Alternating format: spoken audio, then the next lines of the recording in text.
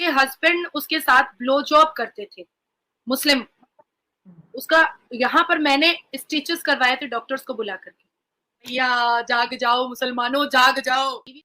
पूरी दुनिया को ये बताने की कोशिश की है कि मुसलमान औरतें बहुत ही आवारा और बच्चलन होती हैं, जो अपने पीरियड्स का इंतजार करते रहती हैं कि पीरियड्स होगा और हम सेक्स करेंगे। कैसा इस्लाम है ये? जो इंसानियत को दिखाने से भी हमें पीछे पाकिस्तान में और हमारे हिंदुस्तान में चलाने के लिए चूड़ियां तोड़ रहे हैं मुल्ला मौलवी, चूड़ियां तोड़ रहे हैं, अपने सिंदूर उजाड़। कुरान कह रहा है एनिमीज ऑफ इस्लाम के बारे में इन लोगों का नाम ले रहा है, तो तुम हिंदुओं को काफिर क्यों बोल रहे हो? तुम्हारे ऐसा कानून बहुत अच्छा है।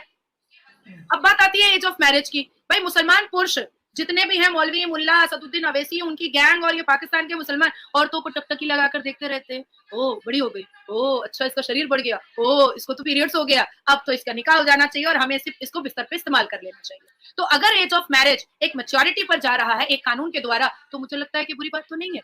औरतों का अधिकार है भाई, उनको बचपन का एक सिनेरियो उनको मजा लेने दो, जवानी का लेने दो, उनको पढ़ने दो, उनको समझने दो, उनको अपने आप को समझने दो, उनको शिक्षा हासिल करने दो। शादी तो होनी ही है, बच्चे तो पैदा होने ही है, लेकिन क्यों ऐसा है कि भाई पीरियड्स होगा और शादी कर दो? क्यों हम इतने आवारा और इतने बेबहरा है कि हम इंतजार करते रहते हैं कि भाई पीरियड्स हमारा होगा और हम सेक्स कर लेंगे?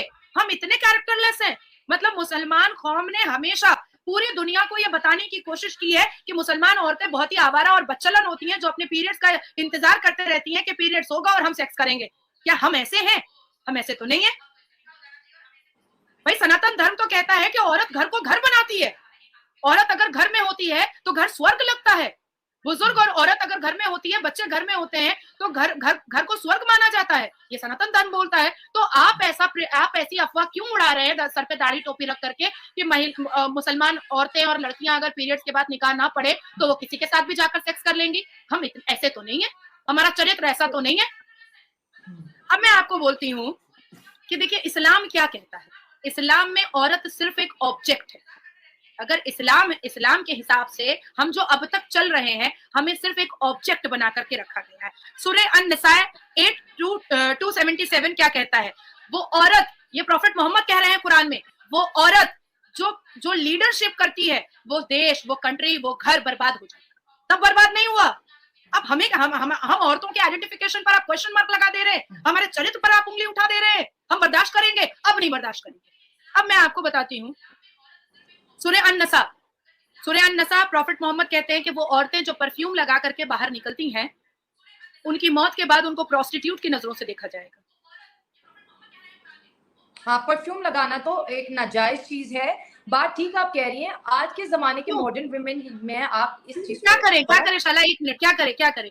सुसु लगाकर निकले, पोटी लगाकर निकले, गोबर लगाकर निकले, क्या करें भाई? एक इंसान, मैं अपने बारे में बात करती हूँ, मैं आपके भी बारे में बात करूंगी, मैं अपने बारे में, हम दो लोग यहाँ पर बैठे हैं, मैं अपने बारे में बात कर रही हूँ। मैं सुबह 9:30 बजे निकलती हूँ, कोर्ट जाती हूँ, पब्लिक गैदरिंग में जाती हूँ, पॉलिटिकल मीटिंग करती हूँ, चैम्बर में बैठती हूँ।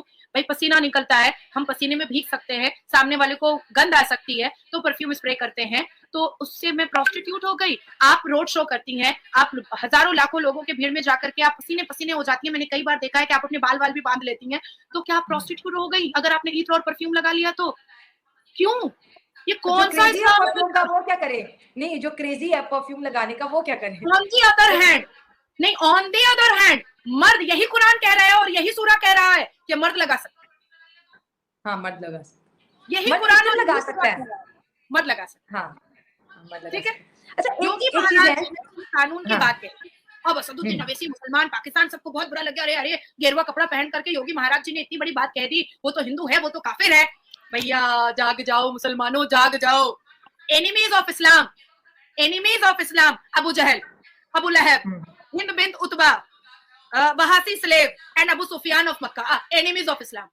यहाँ तो नहीं लिखा हुआ है, यहाँ तो किसी हिंदू का नाम नहीं लिखा हुआ है, ये तो कुरान कह रहा है एनिमीज ऑफ इस्लाम। तो तुम कौन सा काफिर बोल रहे हो? किसको बोल रहे हो? कहां बोल रहे हो? क्यों बोल रहे हो? तुम्हारा कुरान कह रहा है एनिमीज ऑफ इस्लाम के बारे में, इन लोगों का नाम ले रहा है, तो तुम हिंदुओं को काफिर क्यों बोल रहे हो? तुम्हारे कुरान ने नहीं बोला। सही बात है।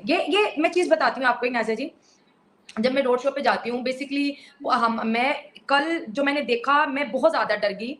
महंगाई क्योंकि हम कानून के ऊपर बात आएंगे, यूनिफॉर्म सिविल कोड पे और शरिया की अगर हम बात करेंगे, अगर मैं इंडिया के मुसलमानों और यहाँ की पॉलिटिक्स क्या है मैं कभी आई नहीं, लेकिन जो मैंने ऑब्जर्व किया है सियासत को दीन के साथ ऐसा जोड़ दिया है, ऐसा मटेरियल बना दिया है कि मैं कहती हूँ अल्लाह के नबी के नाम पे, खाना काबा मक्का मदीना के नाम पर वोट मांगा जा रहा है लोगों को, जिसे एक्सट्रीम किया जा रहा है। मैं कहती हूँ कि लोग हमारे मुआशरे में, ये मर्द हमारे घरों में जाएंगे, ये क्या हाल करेंगे विमेंस का मुझे नहीं पता है। लेकिन शरिया के बगैर मर्द कहते हैं ऐसे जैसे मेरे तन पे कपड़ा नहीं, शरिया के बगैर एक औरत ऐसे जैसे वो आज पैदा ही नहीं हुई। हमारा हर चीज शरिया के अंदर धस चुका है। जैसे योगी आदित्यनाथ की बात उन्होंने कहा कि कोई शरिया नहीं है, एक कानून चलेगा, तो मुसलमान तो शरिया के बगैर ऐसे जैसे उसने कपड़ा ही नहीं पहना होगा, तो ये भारत के अंदर मुसलमान कैसे चलेंगे? वो तो किसी अंग्रेजी कानून को नहीं मानते, किसी भारतीय कानून को नहीं मानते, उनको तो इंसाफ सिर्फ शरिया में ही दिखता है। अब शरिया नहीं होगा तो मुसलमान कहाँ जाएगा, और वो जो मुस्लिम वक्फ बोर्ड है वो कहाँ पर जाएगा, और ऐसे बहुत से इदारे जो स्पेसिफिकली मुस्लिम लोगों के लिए बनाए गए। अब तो कानून एक आ गया, तो आपने कितने लोगों को बेरोजगार कर दिया, ये जरा सोच लें आप।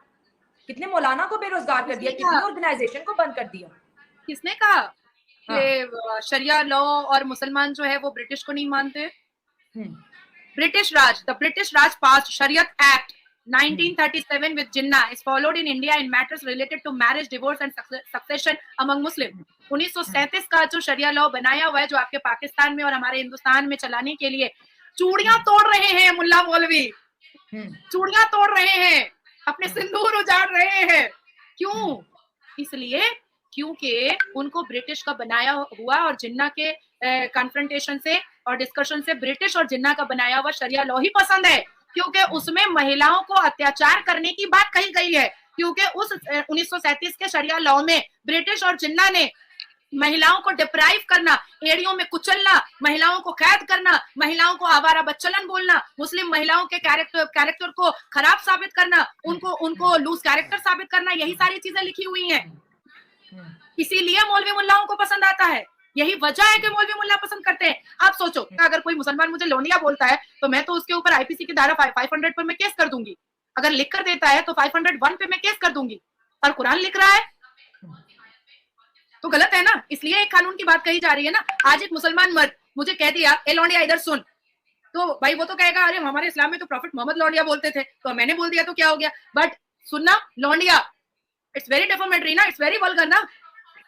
अब मैं आपको बताती हूँ एक और बात, कुरान में जो ये जो हमारे मौलवी मुल्ला बार बार कहते हैं कि अरे प्रॉफिट मोहम्मद तो ऐसे थे कि उनके ऊपर एक बुढ़िया कचड़ा फेंक देती थी तो वो नहीं फेंकी, तो वो चले गए उसकी तीमारदारी करने के लिए, वो बीमार हो गई। मुझे बताइए आप, पूरा मैं